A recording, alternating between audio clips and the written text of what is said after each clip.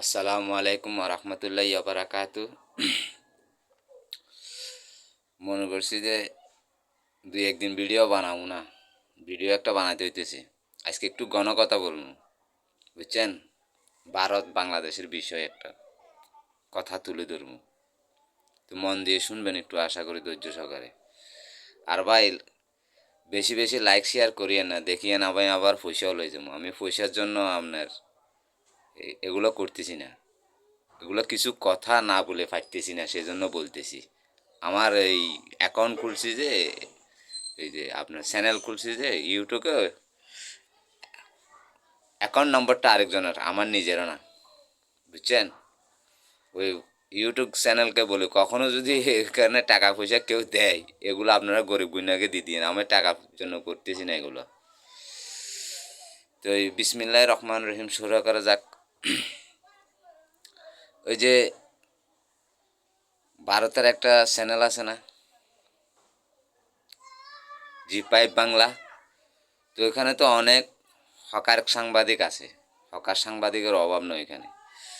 তো ওনারা এখন আরেকটা জিনিস শুরু করছে, ওই যে আপনার সোনালি চোখে চোখ রেখে কথা বলে। তো উনি মুক্তিযোদ্ধার ফজলুর রহিম, ওনাকে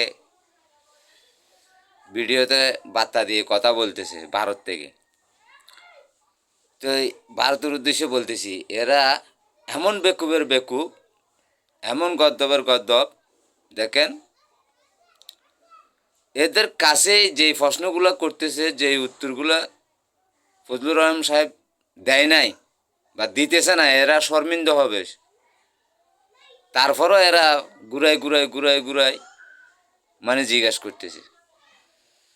তো আমাদের আবার বাংলাদেশের আরেকজন মহিলা ছিল ওইখানে, যাই হোক উনি লুকানো বা পালানো যেই হোক, আওয়ামী লীগের, উনিও মুক্তিযুদ্ধের মেয়ে।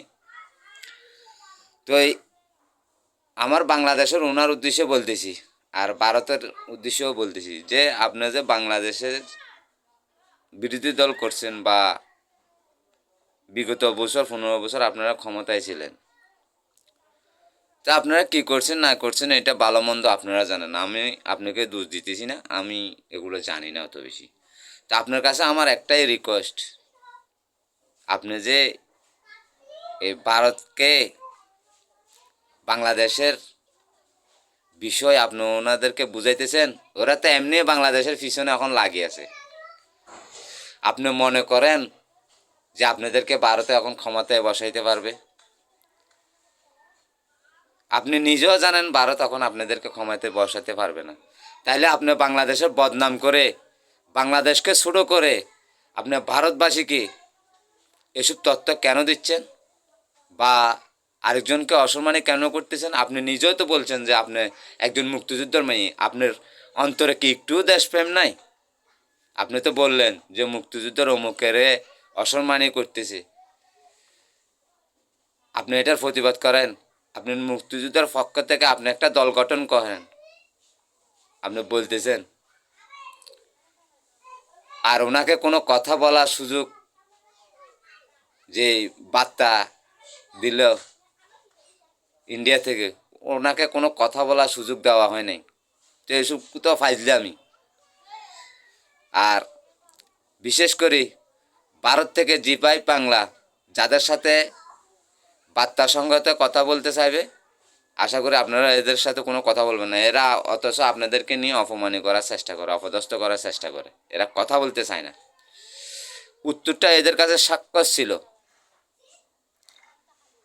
চিনিমলের একজন প্রতিনিধি রাখছে ওদের দেশের, আরেকজন বিজিবির প্রতিনিধি রাখছে।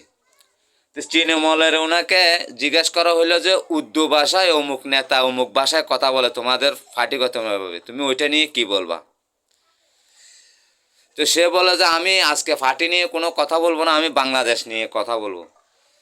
তো সে বাংলাদেশকে দুর্নাম দিল, দুর্নাম ছড়াইল, ওর দেশের জন্য, ওর দেশের পক্ষ হয়ে যা বলা সে তা বলল। তারপরে আপনার বিজিবির পক্ষের ওকে বলল যে তৃণমূলের ওর উত্তর, তৃণমূল ওনার উত্তরটা কী দিবেন। তো উনিও দেশপ্রেম দেখালো, উনিও ওদের বিরুদ্ধে কিছু বলে না, আমি ওর বিরুদ্ধেও কিছু বলবো না, তৃণমূলের বিরুদ্ধে বলবো না, আমি আমার দলের বিরুদ্ধেও বলবো না। আমি একটা কথা বলবো, আমি আজকে বাংলাদেশের বিরুদ্ধে বলবো। তো দুজনে যদি বাংলাদেশের বিরুদ্ধে বলে, ইন্ডিয়ার পক্ষে নাই, তো সাক্ষস প্রমাণ আপনি যেটার উত্তর টুকাইতেছেন ওইটা তো আপনার কাছে নিজেই ছিল, ওই উত্তরটা তো আপনার ওইখানে বসা ছিল। তো আম্মকের মতো কতগুলো প্রশ্ন করলে এগুলো হয় না।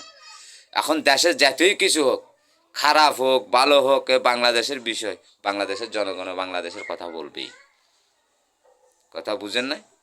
আর আপনারা এই যে বলতেছেন আমরা মিথ্যা তত্ত্ব কি ছড়াই, আমরা বাংলাদেশের গুজব কি ছড়াই, আপনারা তো বাংলাদেশের গুজব সারান না দেয়, তো আমরা বলতেছি আপনারা যদি সরাইতেন তাহলে কি অবস্থা হইতো। আপনারা বাংলাদেশের দুর্নাম সরান না, এই অবস্থায় আমরা এরকম বলতেছি। আর যদি আপনারা দুর্নাম সরান তাহলে আমাদের কি অবস্থা হবে চিন্তা করেন।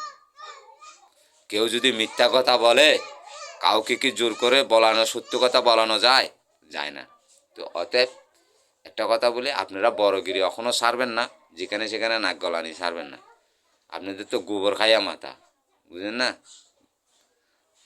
আর আমার বাংলাদেশের ভাইয়েরা যারা আমার এই ভিডিওটা দেখতেছো, বেশি বেশি লাইক শেয়ার কমেন্ট করবে। লাইক আর শেয়ার করলে চলবে, শেয়ার করে দিলেও চলবে।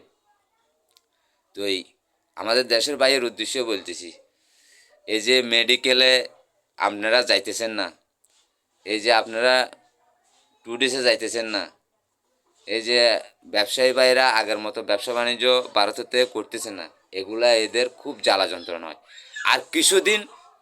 আর কিছুদিন আমরা সকলে একতাবদ্ধ হয়ে আমরা ভারতের কোনো প্রোডাক্ট বা আমরা ভারতের দিকে অগ্রসর না হই।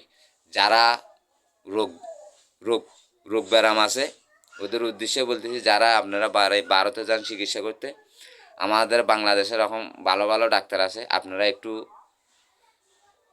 ওনাদের কাছে যান, চিকিৎসা নেন। আর আমার বাংলাদেশের ডাক্তার বাবুদেরকে বলতেছি, আপনারা একটু আমাদের বাংলাদেশের রুগীকে একটু সময় দিবেন, একটু ওনাদের কথাগুলো মন খুলে শুনবেন। আর 4টা-5টা পরীক্ষা না দিয়ে আপনারা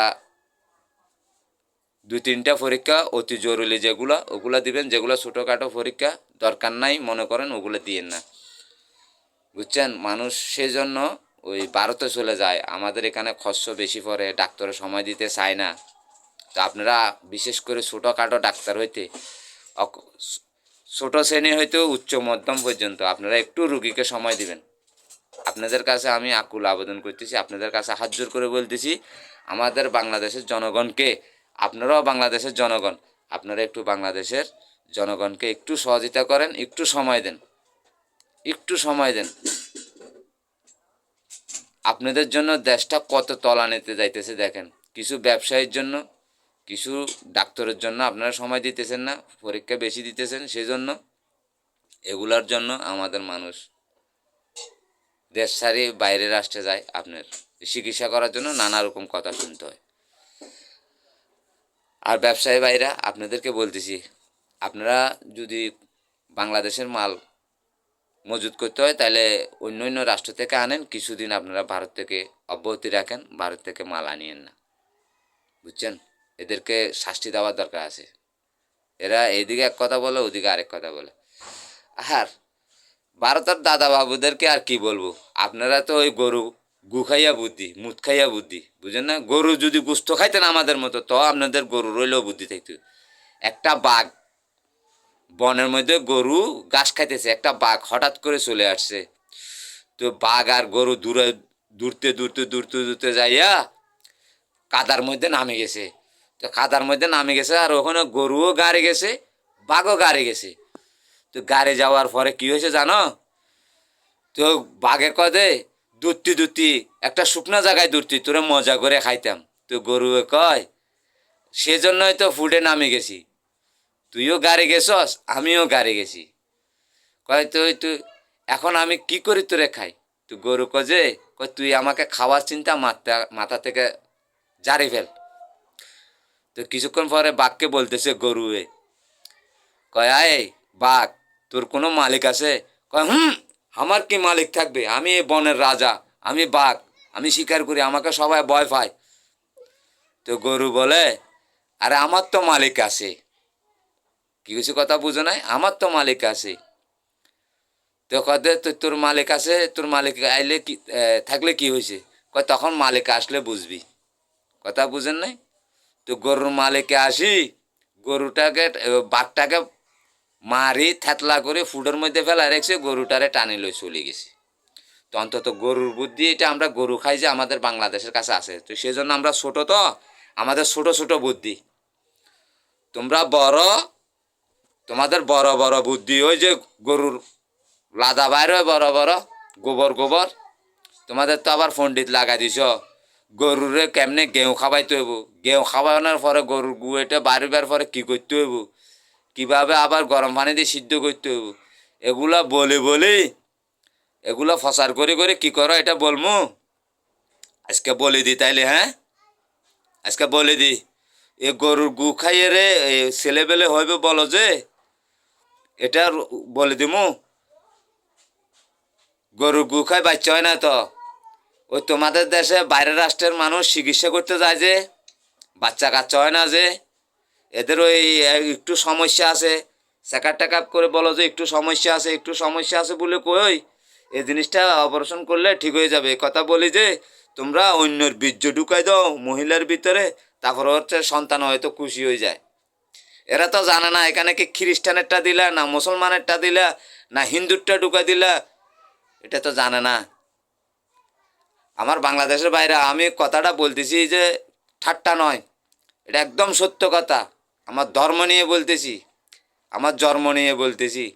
এই যে আপনারা যাদের বাচ্চা কাচ্চা হয় না, ছোটোখাটো সমস্যার কথা কই, আপনার ওই চিকিৎসাটা আপনার ওখানে ডিস্টার্ব আছে, কই অপারেশন করে দিবে বলে, বাচ্চা হবে বলে, আপনাকে ওই কিসের জিনিস ঢুকে দিতেছে এটা জানেন? মহিলার ভিতরে এটা কি দিতেছে, কোনখানের বীর্য দিতেছে, আপনি এটা ডিএনএ পরীক্ষা করে দেখিয়েন। আপনার স্বামী ডিএনএ পরীক্ষা করে দেখিয়েন, আর বাচ্চা ডিএনএ পরীক্ষা করে দেখিয়েন, তখন বলতে পারবেন। আর আচ্ছা বাচ্চা শুধু ওইখানে ওই একবার হয়, এর পরে আর হয় না? আর হয় না কেন বুঝেন না? যাইয়েন না। এটা কি হিন্দু ধর্মের না মুসলমান ধর্মের না খ্রিস্টান ধর্মের, এটা তো কিছুই জানেন না, কিছুই জানেন না। অতএব বাচ্চা কাচ্চার জন্য ওইখানে যাবেন না, ওদের অপারেশন আছে ছোটোখাটো বিষয়, এগুলো বলেন না। আমাদের দেশে ভালো ভালো ডাক্তার আছে, ভালো ভালো পরীক্ষা আছে, ওনারা আপনাদেরকে সময় দিতেছে না, এটাই আপনারা ওনাদের থেকে সময় যেভাবে হোক আদায় করে নেন, আমি বলবো। আর এদের মাল কিভাবে বরকট করবেন জানেন? আমাদের বাংলাদেশের কিছু মানুষ আছে পয়সা এলাকায় গ্রামে অঞ্চলে, ওনাদের ছেলে একটা বিদেশে ফাটাই দিছেন, উনি বিদেশ থেকে কামাইতেছে, আপনি খাইতেছেন, জায়গা জমিন যেগুলো আছে এগুলো চাষবাস করতেছেন না, কেউ কেউ দিতেছেন না চাষবাস করার জন্য। অন্তত আপনার ঘরের পাশে একটু জায়গা থাকলে ওইখানে একটা কদুর বিচি রুকি দেন, একটা সইয়ের বিচি রুকি দেন, একটা একটা আলুর দানা ফালাই দেন, দুইটা ফেলন দানা ফালাই দেন। আপনাদের কাছে রিকোয়েস্ট, আপনারা যার যেটুক জায়গা আছে, 2 হাত জায়গা 3 হাত জায়গা, 1 ঘন্টা আধা ঘন্টা 1 ডিসিম, যার যেখানে যেটুক জায়গা আছে আপনারা ওইটা চাষবাস করেন, একটা কদুর বিষয় হইলেও রোকেন, আপনি নিজে খাই বাঁচেন, বুঝছেন? আজ আপনাদের পয়সাওয়ালা যাদের জায়গা জমিন ফালা রেখেছেন বিল্ডিং তোলার জন্য, বন জঙ্গল হয়ে গেছে, এগুলো মানুষকে দেন, সহযোগিতা করেন, মানুষ আরেকজনকে দেন, সে যেন চাষবাস করে, লাভের আশায় জমিনটা ফালায় রাখিয়েন না। আপনাদের কাছে এই অনুরোধ, এইভাবে ইন্ডিয়াল মার বরকট করা যায়।